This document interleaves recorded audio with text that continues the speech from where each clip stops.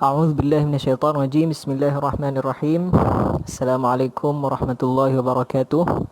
Alhamdulillahi rabbil alamin wa bihi nasta'in wa la 'udwana illa 'alal zalimin. Rabbi shrah li sadri wa yassir li amri wahlul 'uqdatam min lisani yafqahu qawli. Subhanaka la 'ilma lana illa ma 'allamtana innaka antal alimul hakim.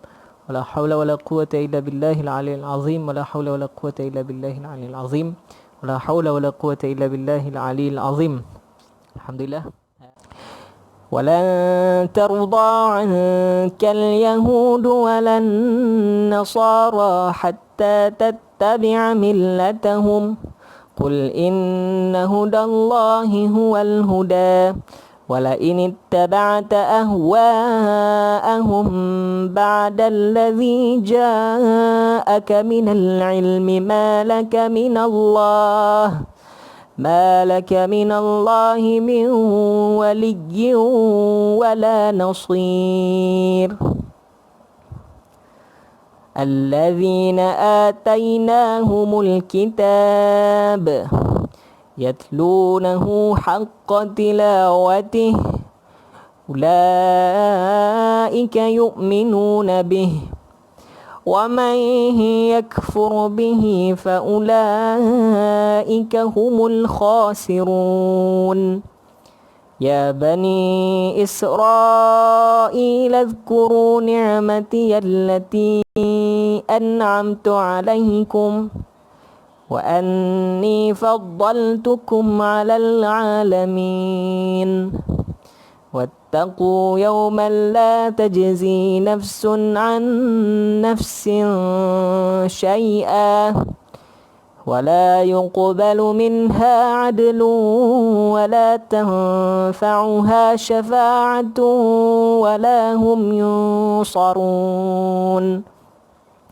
وإذ ابتلى إبراهيم ربه بكلمات فأتمهن قال إني جاعلك للناس إماما قال ومن ذريتي قال لا ينال عهد الظالمين وإذ جعلنا البيت مثابة للناس وأمنا واتخذوا من مقام إبراهيم مصلى وعهدنا إلى إبراهيم وإسماعيل أن طهر بيتي للطائفين والعاكفين والركع السجود وإذ قال إبراهيم رب اجعل هذا بلدا آمنا وارزق أهله من الثمرات من آمن منهم بالله واليوم الآخر قال ومن كفر فأمتعه قليلا ثم أضطره إلى عذاب النار وبئس المصير. صدق الله العظيم. Okey, tu adalah bacaan untuk muka surat 19. Muka surat 19. Jadi kita tengok, kita cuba, kita try sebut dengan cara yang betul ya, macam mana yang disebutkan oleh orang Arab. Jadi kita tengok sikit apa yang Allah SWT nak sampaikan kepada kita daripada muka surat ni lah. Yang mana muka surat ni dia adalah kesinambungan daripada cerita-cerita 2-3 hari lepas yang saya cerita tu. Kemudian kesinambungan kepada apa yang Ustaz Hashimi cerita tu, dia masih berkisar tentang hubungan orang Yahudi dengan orang Islam serta agama Islam. Apa hubungan orang Yahudi dan orang Islam, dan apakah hubungan mereka ni dengan para nabi-nabi di dalam Islam. Jadi kita tengok di atas sekali tu, ayat yang pertama sekali tu 120, walan tarda ankal yahud walan nasara hatta tattabi'a millatahum. Ayat ni selalu kita dengar di ceramah-ceramah dan sebagainya. Apa maksud dia di situ? Dan orang-orang Yahudi dan Nasrani itu, Yahudi dan Nasrani ni, Yahudi ni adalah kumpulan yang mengagung-agungkan Nabi Musa dan Uzair. Nabi Musa dan Uzair. Uzair ni siapa? Uzair ni adalah salah seorang Nabi yang mana dia ni pun diberi anugerah pada satu ketika ditidurkan selama 100 tahun. Ditidurkan ataupun dimatikan lah. Itu ulama tafsir yang bincang, yang mana kita boleh kata ada sebahagiannya mengatakan lafaz tu zahir mati, memang mati macam mana Allah Ta'ala sebut di dalam Quran. Allah Ta'ala cabut roh dia keluar dan dia mati selama 100 tahun. Dan ada ulama yang mengatakan dia sebenarnya tidur, mati di situ maksud dia tidur, berdasarkan tafsir yang ada di dalam surah yang lain. Allahul ladzi yatawaffal anfusa hina mautiha. Allah Ta'ala yang mewafatkan manusia ketika waktu mati. Ayat tu nak cerita bukan mati, ayat tu nak cerita tentang tidur. Jadi mati dalam Quran ni boleh maksud tidur. Baik, yang pentingnya Uzair tu dia ditidurkan selama 100 tahun. Jadi dia ada kelebihan lah. Bila dia ada kelebihan, maka orang Yahudi pilih untuk mengikut dia dengan Nabi Musa. Nabi Musa ni adalah orang Yahudi. Orang Kristian pula, siapa dia? Nasara ni orang Kristian. Mereka pilih untuk memuliakan Nabi Isa. Semua Nabi-Nabi ni mai sebelum siapa? Mai sebelum Nabi Muhammad. Jadi mereka ni adalah kumpulan yang muncul sebelum Nabi Muhammad SAW ada lagi. Maka di dalam ayat ni Allah Ta'ala kata Yahudi dan Nasrani ini tidak akan rela, tidak akan redha. Rela tu maksudnya redha lah. Tidak akan redha, tidak akan puas hati kepadamu, wahai Muhammad. Dia tidak akan puas hati kepada kamu, wahai Muhammad, sebelum engkau mengikuti agama mereka. Sampailah, wahai Muhammad, kamu tiru apa yang mereka buat. Betul ke tak betul? Betul lah. Yang mana orang-orang Kristian dan Yahudi ni, dia sentiasa tak puas hati dengan Nabi Muhammad SAW. Bila Nabi Muhammad SAW dapat wahyu yang pertama, bermulalah dakwah Nabi Muhammad SAW di Mekah. Kemudian dipindahkan kepada mana? Nabi Muhammad SAW berhijrah. Allah Ta'ala suruh. Allah Ta'ala yang pindahkan Nabi Muhammad daripada Mekah ke Madinah. Bila pergi ke Madinah, berjumpalah dengan orang Yahudi. Dan lebih ramai orang Kristian. Sebelum ni orang Kristian, orang Islam jumpa sikit-sikit saja di Mekah. Kemudian yang ramainya di Habsyah. Di Habsyah, yang mana orang Kristian ataupun Nasrani di Habsyah tu adalah orang-orang yang mengikut sungguh-sungguh agama Nabi Isa. Akan tetapi orang-orang Kristian Arab ataupun Nasara Arab, mereka sebahagiannya telah menyeleweng. Mereka bukannya mengikut agama Nabi Isa yang betul dah pada waktu tu. Maka dua-dua ni, Yahudi dan Nasrani ni, tidak akan rela kepada kamu, wahai Muhammad. Tidak akan rela kepada apa yang kamu bawa. Macam mana tidak rela tu? Pertama sekali apa yang dia buat? Dia mendustakan kenabian Nabi Muhammad. Bila Nabi Muhammad kata, saya Nabi lah, saya adalah penyambung kepada Nabi-Nabi sebelum saya, iaitu Nabi Isa, Nabi Musa dan sebagainya. Dia mendustakan. Dia kata, ma anta illa muftar. Ni tipu lah. Mana mungkin mereka dengki lah. Bukan kerana mereka tak tahu. Mereka tahu ada di dalam kitab Taurat dan sebagainya. Tapi mereka dengki. Sebab apa? Sebab macam mana Nabi tu boleh dipilih daripada kalangan orang Arab yang mereka hina selama ni. Mereka kecil-kecilkan, yang mereka anggap sebagai bangsa yang bodoh. Tiba-tiba keluar Nabi daripada kalangan orang Arab. Saya bagi satu analogi yang mudah lah untuk kita semua faham. Sekarang ni baru ni ada kes Rohingya. Orang Rohingya. Orang Melayu cukup marah. Saya tak mau hurai marah tu betul ke tak betul ke. Tapi saya nak bagi satu analogi saja. Bila kita duk kata Rohingya ni pakat main apa semua di Malaysia ni, tiba-tiba katakanlah Allah Ta'ala nak lantik Nabi daripada kalangan orang Rohingya ni. Agak-agak kita ni bangsa Melayu, kita boleh terima. Bangsa Rohingya, tiba-tiba ada seorang Nabi, dia main cerita pasal Islam, dia main cerita pasal kebenaran, kita kena buat baik, kita kena sekian-sekian. Agak-agak kita boleh ikut tak di atas kita punya kebanggaan kita, yang kita rasa kita ni orang Melayu, kita duduk di sini lama dan sebagainya. Kita boleh terima tak benda tu? Macam itulah saya bagi analogi perumpamaan saja. Macam itulah orang Yahudi, dia ada rasa dia tak boleh terima. Sebab apa? Sebab kami dah lama dah, Nabi-Nabi semua duduk dalam geng kami. Bukannya Nabi-Nabi main daripada kaum Arab, tapi main daripada kaum kami. Tiba-tiba tengok Nabi ni mai daripada kaum Arab hak yang kami duk hina sama ni. Okey, jadi depa tak berhati. Tu yang pertama, depa mendustakan kenabian Nabi Muhammad SAW. Yang kedua, apa yang depa buat lagi, ya, apa yang depa tidak redha lagi, ya, dengan Nabi Muhammad SAW ni. Qul inna hudallahi huwal huda. Sesungguhnya petunjuk Allah Subhanahu Wa Taala ini adalah petunjuk yang sebenar-benarnya.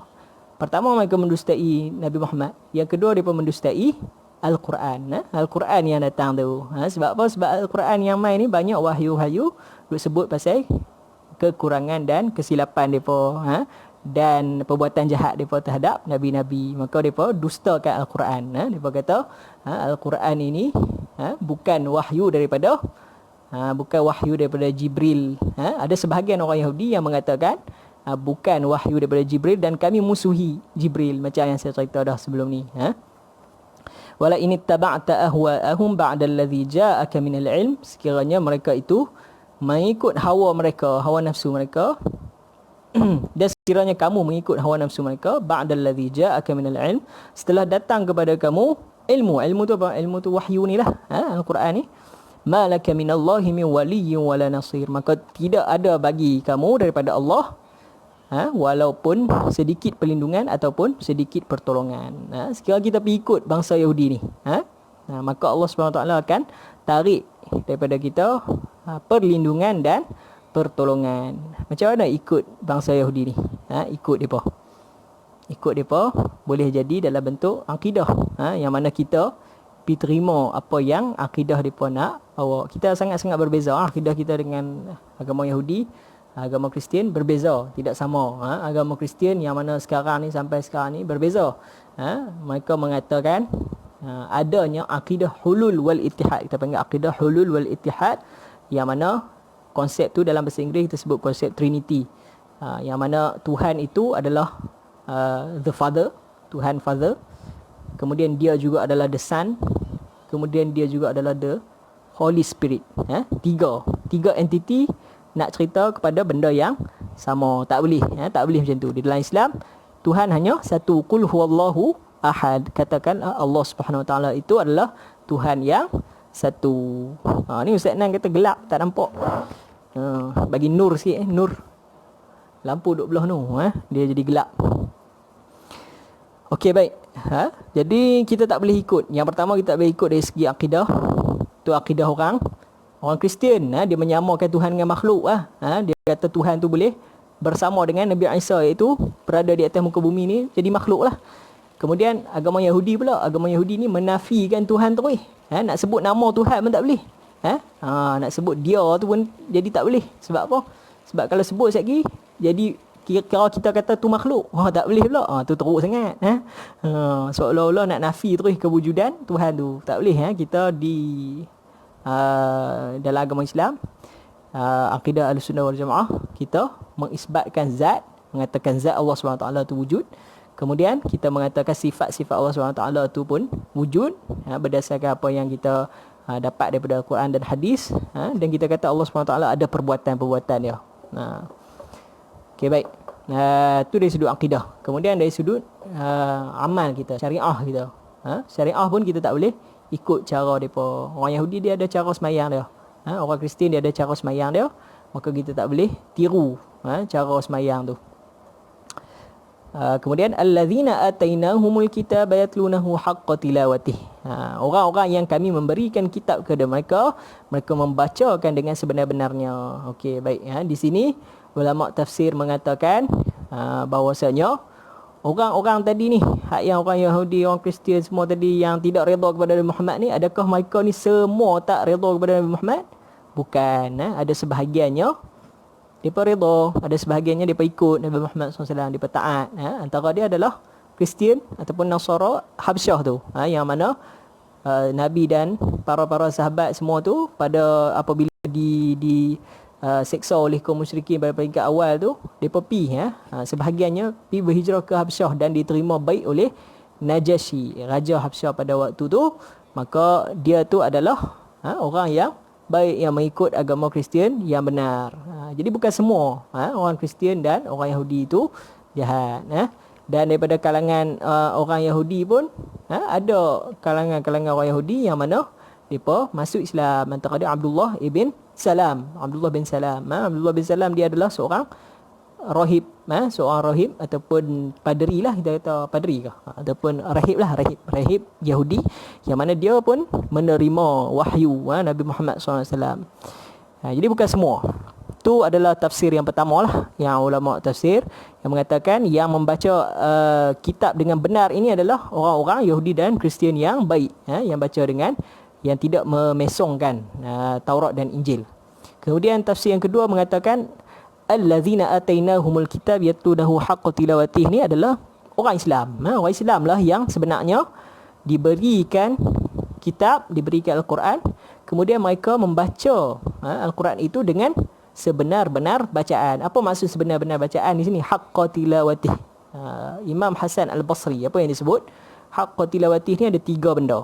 Yang pertama sekali, kita mengamalkan apa yang muhkam daripada ayat Al-Quran. Muhkam ni maksud apa? Jelas. Apa saja yang jelas daripada Al-Quran. Contoh dia macam kefarduan semayang, wa aqimus solah, dan dirikanlah semayang. Kena beriman, kena ambil dan kena amal, tak boleh tolak. Kemudian banyak lagi di dalam Quran tentang haji, wa atimmul hajja wal umrata lillah, kena terima haji tu dan kena buat. Kemudian ada lagi wasariqu wasariqatu faqta'u aydiyahuma. Seorang perompak lelaki ataupun perompak perempuan, faqta'u aydiyahuma, potong tangan mereka. Jelas, muhkam, kena ambil, kena terima, kena beriman dan kena buat. Tapi nak buat tu bila? Nak buat tu apabila cukup syarat dan sebab. Semayang pun sama. Semayang pun kita nak buat dia kena cukup syarat dan sebab. Mana boleh semayang tak cukup syarat dan tak cukup sebab. Nak semayang zuhur, lah ni boleh tak semayang zuhur lah ni? Tak boleh. Mana boleh semayang zuhur lah ni? Lah ni pukul 11 dah. Pukul 11 mana dah semayang zuhur? Semayang zuhur tu apabila matahari tu tergelincir pada pukul 1.30 pada tengah hari. Bila tergelincir matahari tu baru boleh semayang zuhur. Sebab cukup sebab. Syarat tu apabila ada wudu, apabila tahu kiblat, apabila bersih dan sebagainya. Tu syarat. Sama juga yang tadi saya kata, faqta'u aydiyahuma, potonglah tangan mereka tu, yang kita sebut hukum hudud. Nak buat ada syarat dan sebab dia. Tak boleh duk main buat saja. Sekali keluar-keluar tengok-tengok ada nampak budak curi motor kita, pergi ambil pisau, tangkap dia, potong terus tangan dia. Boleh tak? Tak boleh. Tak boleh. Ada sebab dan syarat dia. Kena belajar. Kena belajar tu. Baik. Jadi yang tu yang pertama, beriman dan beramal dengan benda yang muhkam. Kemudian yang mutasyabih. Yang mutasyabih buat apa? Ayat-ayat yang mutasyabih. Mutasyabih ni kena beriman. Hasan Basri kata beriman, terima. Tak perlu amal. Ayat mutasyabih tak perlu amal. Ayat mutasyabih ni macam mana? Huruf-huruf yang kita baca di awal surah tu. Alif lam mim taha, kan? Ta sin mim kaf ha ya ain sin qaf. Siapa boleh cerita tu makna apa? Tak boleh cerita. Kita pun tak tahu makna apa. Ulama pun hanya memberi tafsir tu atas dasar kefahaman mereka daripada nas-nas yang lain saja. Tapi nak kata ada makna yang benar-benar kita tahu makna ta sin mim tu apa benda, ain sin qaf tu apa benda, tak ada. Tak ada makna dia. Kita tak tahu. Bukannya tak ada makna, tapi kita tak tahu makna dia. Kita tak boleh nak cerita makna dia. Yang tu kita panggil mutasyabih. Tu kategori yang pertama. Kemudian mutasyabih yang lain, ayat-ayat yang mengatakan bahawasanya Allah Ta'ala ni ada sifat-sifat seperti makhluk. Ada tak kita jumpa bila kita baca yang menyebutkan Allah SWT itu mempunyai tangan? Ada. Apabila Allah Ta'ala sebut bal yadahu mabsutatan yunfiqu kaifa yasha, bahkan dua tangan Allah SWT itu terbuka dan dia memberi kepada sesiapa pun pada waktu bila pun. Nampak tak? Tu apa dia tu? Tu ayat-ayat yang kita panggil sebagai ayat mutasyabihat, yang menunjukkan seolah-olah Allah Ta'ala ada sifat seperti makhluk. Tak boleh. Kita tak boleh terima kata Allah SWT ada sifat seperti makhluk. Tak boleh. Sebab apa? Sebab ada ayat lain yang menafikan benda tu. Laisa kamitslihi syai' wa huwas samiul basir. Allah Taala itu tidak seperti apa pun, tidak seperti sesuatu pun, dan dia itu Maha mendengar lagi Maha melihat. Semua sifat-sifat yang ada tu ada dan kita terima, kita beriman, tetapi kita tidak menghurai dan kita tidak mempersoal. Ini adalah jalan Ahlus Sunnah wal Jamaah dan ulama salaf. Adapun ulama-ulama yang muhaqqiqun yang faham daripada ayat tu semua secara menyeluruhnya, yang mereka faham makna sebenarnya yang disampaikan oleh tangan tu maksud apa berdasarkan keseluruhan konteks ayat tu, maka mereka pilih kepada jalan takwil. Takwil ni menukarkan lafaz yang asal tu, yang tangan tu, tukar kepada makna yang sesuai, yang bertepatan dengan syarak. Jadi tangan tu kita tukar dengan makna apa? Pemberian. Bal yadahu mabsutatan, bahkan dua tangan Allah Subhanahu Wa Taala itu terbuka. Maksudnya pemberian Allah Subhanahu Wa Taala itu terbuka pada waktu bila pun, yunfiqu kaifa yasha, dia boleh bagi kepada sesiapa pun. Ni dua kaedah. Satu, yang pertama, kita beriman terus, tak payah duk persoal, tak payah duk tanya apa-apa, tak payah duk bayang, tak payah duk buat apa. Yang kedua, kita takwil berdasarkan nas-nas yang tepat, dan tidak bercanggah dengan Al-Quran ataupun dalil-dalil yang lain yang ada dalam hadis. Tu mutasyabihat. Kemudian benda-benda yang ketiga, ada ayat yang kita panggil sebagai ayat al-muta'awwal ataupun mu'awwal, yang boleh ditakwilkan pula. Maka kita nak buat apa? Kita serahkan kepada ahlu ilmi dia. Samalah macam ayat-ayat mutasyabihat tadi tu. Kita serah kepada orang yang alim, yang tahu macam mana nak takwil ayat tu. Kita jangan duk pandai-pandai. Okey.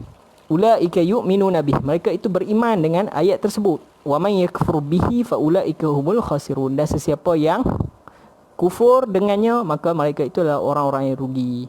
Kemudian Allah Ta'ala sambung, ya Bani Israel. Ini adalah peringatan untuk Bani Israel. Wahai Bani Israel, uzkuru, ingatlah nikmat aku yang aku bagikan kepada kamu, dan aku telah muliakan kamu di atas seluruh alam. Allah Ta'ala telah muliakan Bani Israel. Macam mana kemuliaan dia? Pertama, pilih ramai daripada kalangan Nabi, daripada kalangan Bani Israel ni lah. Kemudian yang kedua, kitab-kitab, suhuf-suhuf banyak turun di dalam kalangan Bani Israel. Suhuf Nabi Musa, kemudian kitab Zabur. Kitab Zabur siapa? Nabi Daud. Dibagi kepada Nabi-Nabi di dalam Bani Israel. Kemudian mereka diberikan makanan istimewa daripada syurga. Makanan apa yang diberi daripada syurga ni? Manna wassalwa. Manna tu apa dia? Manna tu adalah sejenis burung puyuh. Burung puyuh. Kita pun tak tahu rupa dia macam mana, tapi dia datang daripada syurga. Salwa ni apa? Salwa ni adalah madu. Madu yang daripada syurga. Maka mereka dapat makanan ni. Kemudian kemuliaan yang lain, mereka ni diselamatkan oleh Allah SWT banyak kali. Diselamatkan oleh Fir'aun, diselamatkan daripada Fir'aun, diselamatkan daripada bala bencana. Kemudian mereka ni Allah Ta'ala bagi taubat yang istimewa kepada mereka. Dah syirik dengan Allah SWT terang-terang, kemudian Allah Ta'ala bagi pula peluang lagi untuk bertaubat. Tapi peluang untuk taubat dengan cara bunuh diri lah. Mereka syirik kepada Allah SWT, jadi Allah Ta'ala suruh bunuh diri sendiri untuk bertaubat. Tapi tu nak menceritakan mereka ni ingkarnya kepada Nabi tu sampai Allah SWT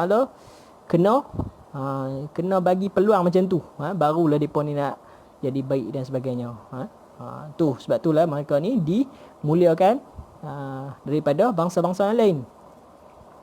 Wattaqu yawman la tajzi nafsun an nafsin syai'a, dan takutlah pada hari yang mana orang ni tak boleh nak tolong orang lain dah. Tajzi nafsun an nafsin syai'a ni maksudnya orang lain tak boleh nak tolong orang lain. Semua bertanggungjawab terhadap amal dia sendiri dah. Wala yuqbalu minha adlu wala tanfa'uha syafa'ah. Dan tidak diterima daripada jiwa itu, daripada orang-orang tadi ni tebusan. Tidak boleh terima tebusan dah. Kemudian dan bantuan juga tidak berguna baginya. Wala tanfa'uha syafa'ah, dan tidak pula berguna bantuan-bantuan. Syafaat tu adalah bantuan lah. Tu kita panggil syafaat tu. Orang Melayu panggil syafaat ni adalah bantuan maksudnya. Walahum yunsarun, dan tidak pula mereka akan dibantu. Jadi di hari kiamat ni macam nilah. Semua orang tu dia sendiri-sendiri. Yauma yafirrul mar'u min akhihi wa ummihi wa abihi wa sahibatihi wa banihi wa fasilatihi allati tuwi. Pada hari itu seorang tu akan lari daripada ahli keluarga dia, daripada mak dia, daripada bapak dia, daripada anak dia, daripada adik-beradik dia, daripada kawan-kawan dia. Semua orang akan lari pada hari itu. Daripada isteri dia, dia akan lari, daripada suami dia dan sebagainya.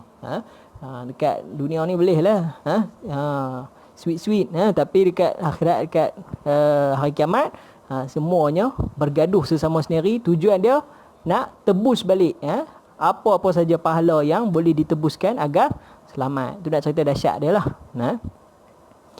Kemudian Allah Ta'ala nak cerita tentang cerita Nabi Ibrahim sikit. Wa idh ibtala Ibrahim rabbuhu bikalimatin fa'atammahun. Saya cerita secara ringkas je lah. Qala inni ja'aluka lin-nasi imama qala wa min dhurriyyati qala la yanalu ahdiz zalimin. Apabila Allah SWT menguji Nabi Ibrahim dengan beberapa perkara, kemudian dia sempurnakan. Jadi ulama tafsir mengatakan apa perkara-perkara yang diminta kepada Nabi Ibrahim untuk selesaikan tu. Ada 5 perkara yang berkaitan dengan kepala dan 5 perkara yang berkaitan dengan jasad badan. Apa yang 5 perkara tentang kepala tu?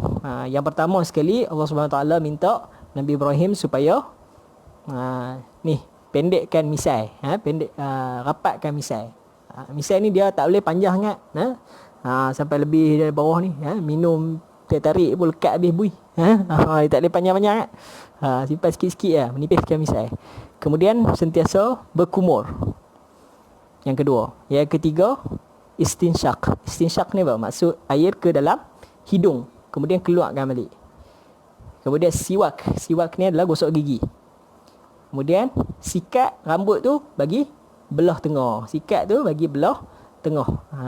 Sikat pi ke cacak ke atas tu. Kalau lelaki roti cacak tu. Tu bukan sunnah Nabi-Nabi. Sunnah Nabi-Nabi adalah sikat ke tepi. Sunnah hak cacak ke atas tu sunnah apa? Sunnah ayam. Kan? Ayam yang rambut cacak tu. Okey, jadi sikat belah tepi tu ada 5 perkara yang berkaitan dengan kepala. Kemudian 5 perkara berkaitan dengan jasad, iaitu potong kuku, lepas tu cukur bulu ari-ari, khitan, sunat khitan. Kemudian cukur bulu ketiak, kemudian istinja dengan air, istinja dengan air. Jadi 5 perkara untuk jasad. Nampak tak? Jadi apa yang diperintahkan oleh Allah sebenarnya ni? Kebersihan diri, kebersihan diri dan keterampilan diri. Itu sebenarnya. Jadi kalimat di sini ni adalah kebersihan dan keterampilan diri sendiri. Jadi benda ni adalah Nabi-Nabi semua buat. Jadi sebab itulah kalau kita tanya sekarang ni orang Kristian, kan, mereka kebanyakannya orang Kristian sekarang ni mereka tak sunat. Kalau kita tanya mereka sunat tak sunat, jangan tanya sunat. Kita tanya sunat mana dia tahu. Apa nak tanya mereka ni? Kalau orang putih, circumcision, nama circumcision, dia tak buat. Tapi bila kita tanya dia, Nabi Ibrahim buat. Bila kita tanya dia akan terpaku. Sebab apa? Sebab dalam kitab kata buat, tapi depa punya padri kata tak payah. Jadi depa akan bercanggah, jadi pening. Kenapa padri kata tak payah, dalam kitab kata kena buat? Kenapa Nabi-Nabi buat, kami tak buat? Nampak tak? So jadi ni adalah benda yang Nabi-Nabi semua buat. Jadi kita orang Islam, kita tiru perbuatan Nabi-Nabi. Kalimat ni, maka Nabi Ibrahim dia sempurnakan. Kemudian Allah Ta'ala, disebabkan dia sempurnakan semua benda ni, Allah Ta'ala pilihkan dia sebagai imam, sebagai ketua kepada manusia. Kenapa? Sebab dia itulah agama Hanif, agama yang pertama, agama yang pertama yang diletak di muka bumi ni, yang mengajak kepada menyembah Allah Subhanahu Wa Taala beserta bentuk-bentuk ibadat yang khusus. Sebelum agama Nabi Ibrahim, dia tak ada bentuk-bentuk ibadah yang khusus. Setiap agama yang mai sebelum Nabi Ibrahim yang berkaitan dengan Allah Subhanahu Wa Taala, dia tak ada bentuk-bentuk ritual ibadah yang khusus. Macam kita ni adalah agama selepas Nabi Ibrahim. Bila agama selepas Nabi Ibrahim, dia ada bentuk-bentuk ritual yang khusus. Sebab itulah Nabi Ibrahim ni dikira sebagai imam ataupun ketua kepada manusia seluruhnya. Kemudian Nabi Ibrahim tanya, wahai Tuhan, adakah daripada cucu cicit aku juga nak jadikan imam-imam juga sama macam aku? Kemudian Allah Ta'ala jawab apa? Qala la yanalu ahdi zalimin. Maka kalau cucu cicit hang ni bagus, depa akan jadi imam-imam macam hang. Kalau depa tak bagus, maka depa akan jadi apa? Depa takkan dapat anugerah daripada Allah Subhanahu Wa Taala tu. Jadi sebab itulah daripada cucu cicit Nabi Ibrahim ni bukan semuanya jadi bagus, bukan semuanya jadi hebat, bukan semuanya jadi nabi. Nabi Ibrahim ni dia ada 2 orang anak. Siapa anak dia? Yang pertama Nabi Ishaq, kemudian Nabi Ismail. Daripada keturunan Nabi Ishaq ni lahirlah Nabi Yaqub. Nabi Yaqub itulah nama dia Israel. Yang mana daripada Nabi Yaqub tu dia ada anak dia yang kita baca dalam surah Yusuf tu.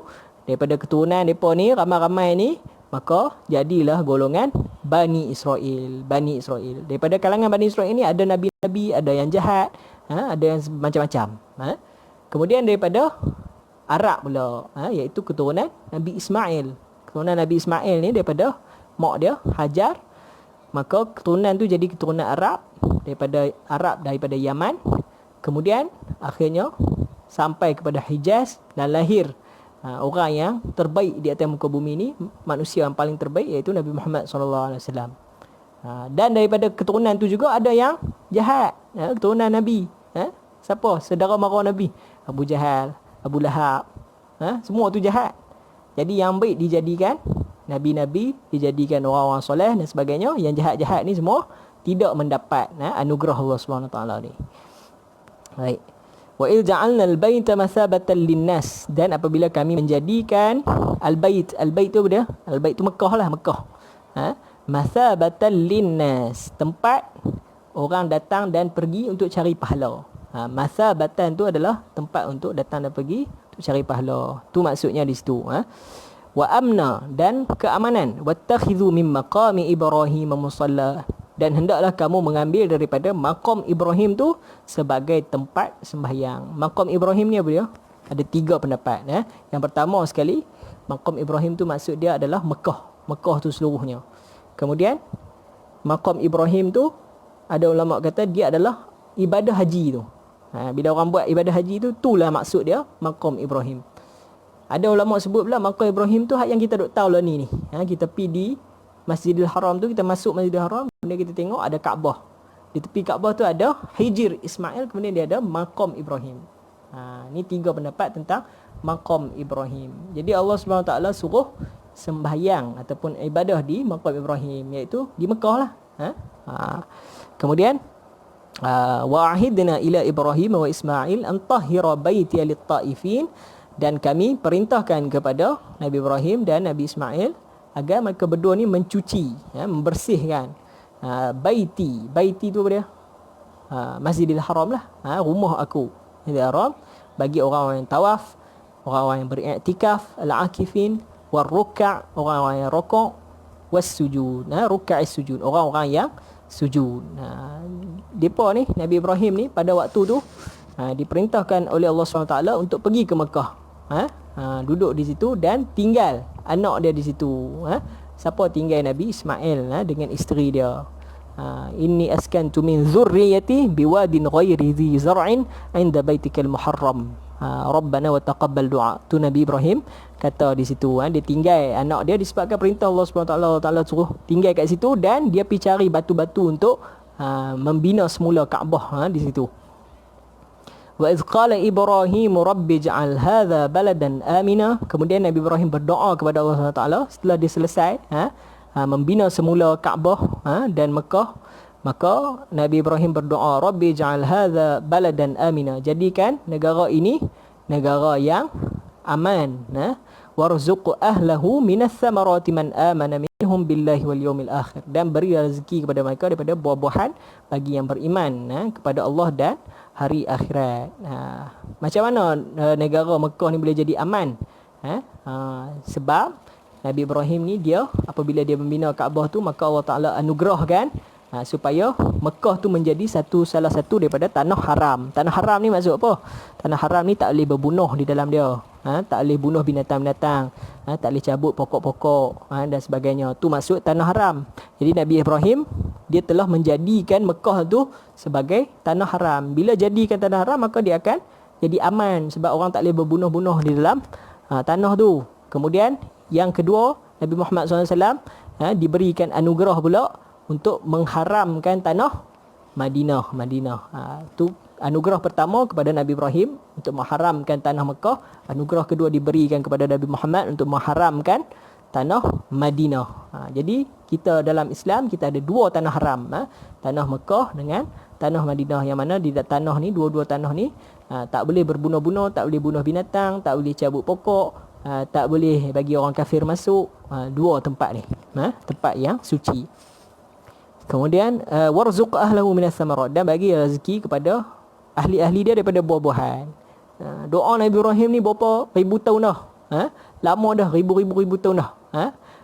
Ulama estimate mungkin lebih kurang berada di dalam 4,000 ke 6,000 tahun lah. 4,000 ke 6,000 tahun yang lalu.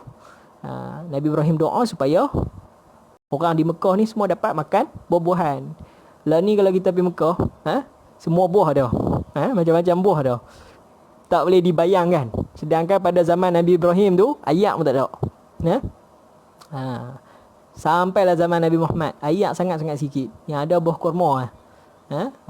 Buah delima semua tu adalah buah-buah yang susah dapat. Sebab tu lah dia jadi buah-buah syurga. Tapi lah ni kalau pergi Mekah, buah durian pun ada apa? Buah durian pun ada tang tu. Buah rambutan pun ada.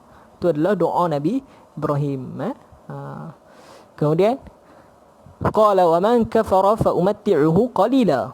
Allah Taala kata, siapa yang kufur maka aku akan bagi kegembiraan kepada dia sikit saja. Iaitu di dunia ni lah. Thumma attarruhu ila azabin nar. Kemudian aku akan paksa dia sampailah dia masuk ke azab neraka, wa bi'sal masir, dan itulah seburuk-buruk tempat kembali. Jadi itulah pengajaran ataupun sikit sebanyak yang kisah tentang Nabi Ibrahim yang kita dapat ambil daripada buku surat ni.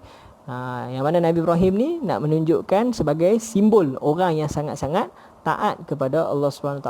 Suruh buat apa pun semuanya buat, sampailah gelaran dia menjadi Khalilullah, iaitu kawan karib. Khalil ni maksud dia kawan karib. Kawan karib kepada Allah SWT. Semua benda yang Allah Taala suruh dia buat, dia buat. Itulah Nabi Ibrahim.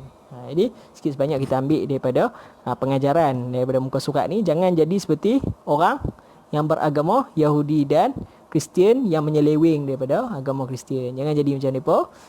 Dan mereka pula mendakwa bahawasanya mereka lah pengikut setia Nabi Ibrahim. Salah. Mereka bukan pengikut setia Nabi Ibrahim, tapi pengikut setia Nabi Ibrahim adalah orang yang mengikut petunjuk yang dibawa oleh Nabi Muhammad SAW. Jadi yang baik itu daripada Allah SWT, yang lemah dan kurang tu daripada diri saya sendiri. Aqulu qawli hadza wa astaghfirullah azim li wa lakum.